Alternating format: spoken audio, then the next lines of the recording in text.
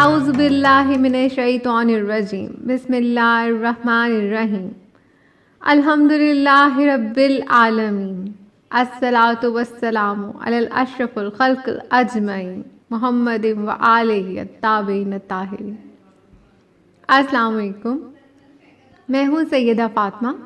الف اللہ اسم چینل میں خوش آمدید۔ حضرت علی علیہ السلام اینڈ دی غزوات، book Ali the Superman. Ali's participation in all the ghazwat.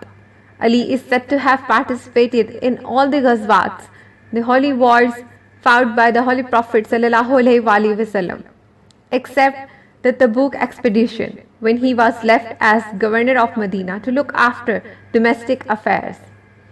His dauntless courage, fortitude, and unflinching loyalty made him the main hero of all these campaigns, and the carnage of his sword, Zulfikar, established such awe and terror in the ranks of the enemy that it led to the saying, "None of the weapons slattered more than the Zulfikar."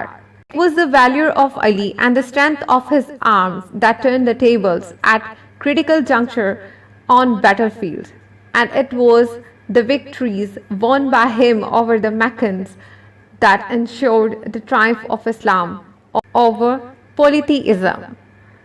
The Battle of Uhud. In January 625 AD, Abu Sufyan, the leader of Meccans, mustered an army of 3,000 strong and marched on Medina to avenge the scandal of the defeat at Badr. Muhammad sallallahu alaihi wasallam collected with great difficulty a force of 700 ill-equipped Muslims and 300 Jews. The Muslim army was no match for the Meccan army, which was superior in arms, equipment, and numbers. And in the conference that Muhammad sallallahu alaihi wasallam had with his companions, he suggested that the best way to tackle such a formidable force was to wait behind the walls of the city. The younger man, elated with the victory at Badr, clamored to take the open field, a foolhardy course to which the Prophet gave way only with the greatest reluctance. He led his force out of the city to Mount Uhud.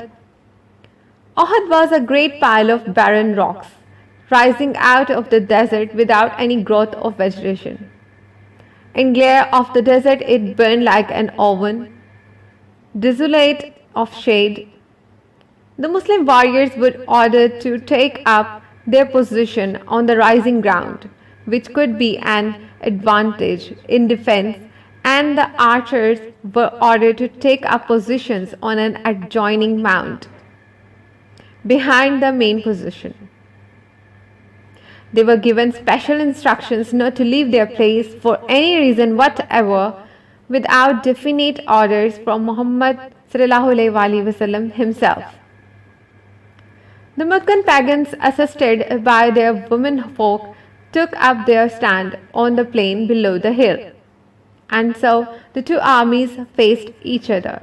Before the battle began, the 300 Jews who had made common cause with the Muslims deserted Muhammad sallallahu alaihi wasallam, which greatly elated the Meccans, who had already been superior in numbers.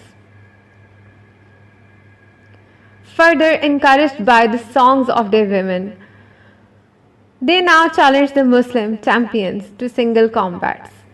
Talha, the hereditary standard bearer of the Qurayshites, came out and threw down the first challenge, which was accepted by Ali alayhi salam, who stepped out from the Muslim force and crossed swords with him. Thus, without any preliminary, the duel began.